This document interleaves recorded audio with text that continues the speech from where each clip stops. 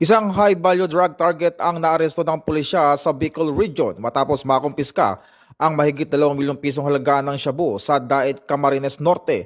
Kinilala ang suspect na si alias Mark na nahuli sa bypass operation kung saan nasamsam ang 310 gramo ng inihinalang shabu. Kasalukuyang nasa kustodiya ng Dait Municipal Police Station ang suspect at inihahanda ang kasong paglabag sa Republic Act 9165 o Comprehensive Dangerous Drug Act of 2002. Samantala, inuulat ng Police Regional Office 5 na 106 wanted person ang naaresto sa buong rehiyon mula Enero 12 hanggang 18 bilang bahagi ng Enhanced Managing Police Operation. Kabilang dito ang mga regional, provincial, city at municipal level wanted person, pati na rin ang iba pang suspect. Patuloy ang PNP Bicol sa kanilang mga operasyon upang mapanatili ang kaayusan at kaligtasan ng publiko. Ito ang bagong PNP para sa bagong Pilipinas, serbisyong mabilis, tapat at nararamdaman.